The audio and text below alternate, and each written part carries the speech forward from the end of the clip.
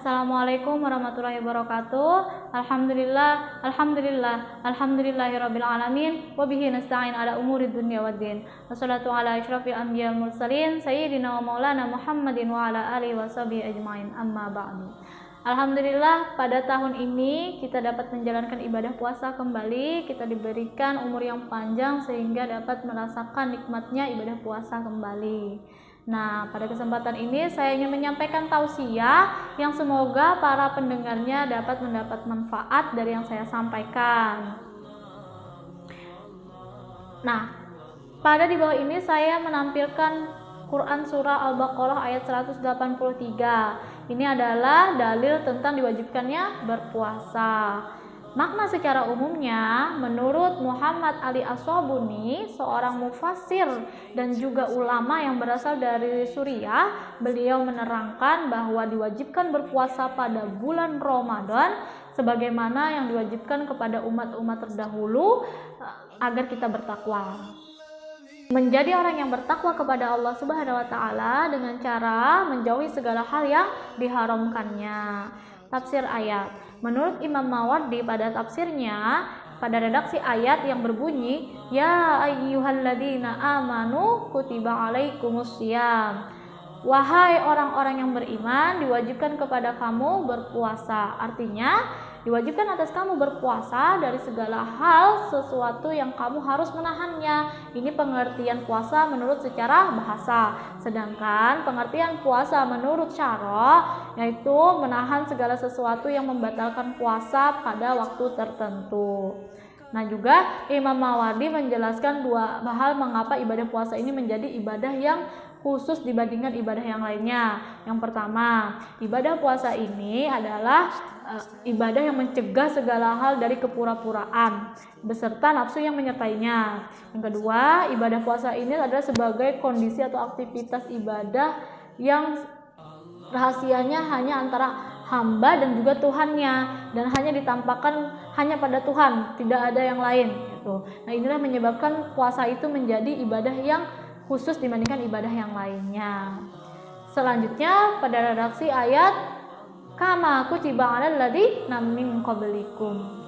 Artinya sebagaimana yang diwajibkan kepada orang-orang terdahulu atau orang-orang sebelum kamu. Nah, Imam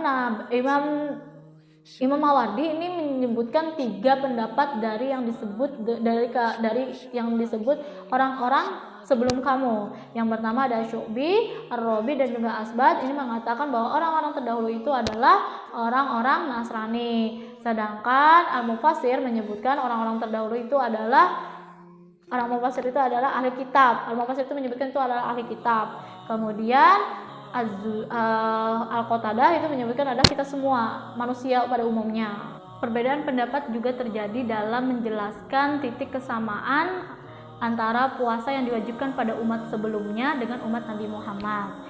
Titik kesamaannya adalah pada jumlah bilangannya. Perbedaan pendapat tersebut adalah terbagi menjadi 2.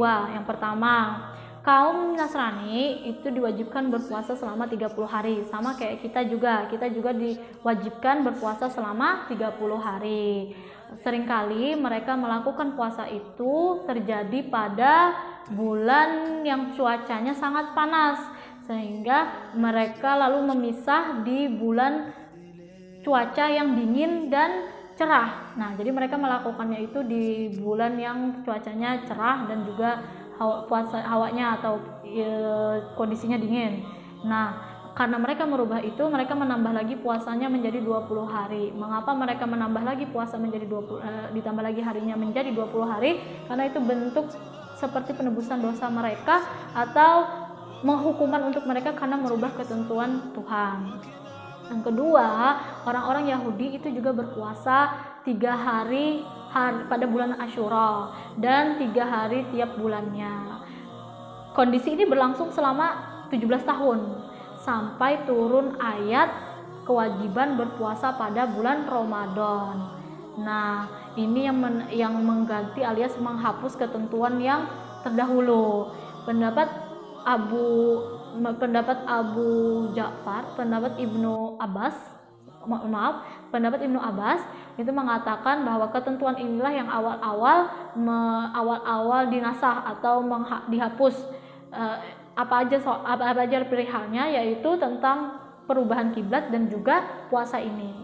Kemudian redaksi ayat selanjutnya yaitu la'alakum tattaqun, agar kamu bertakwa gitu. Potongan ayat ini mengandung dua makna. Yang pertama, agar kalian bertakwa dari hal-hal yang diharamkan ketika berpuasa, yaitu makan, minum, dan juga melakukan hubungan suami istri. Ini pendapat menurut Abu Ja'far at-Tabari. Nah, kemudian yang kedua, artinya puasa itu adalah menjadi sebab kita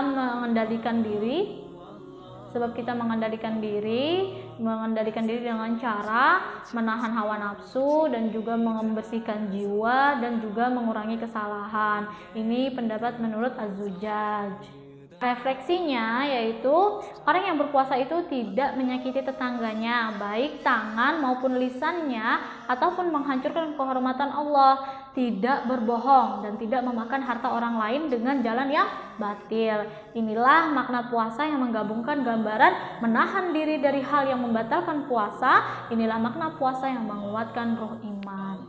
Nah, itulah yang dapat saya sampaikan mengenai tausiah hari ini. Semoga apa yang saya sampaikan dapat bermanfaat kepada para pendengar. Saya ucapkan terima kasih untuk perhatiannya. Wabillahi taufik wal hidayah. Assalamualaikum warahmatullahi wabarakatuh.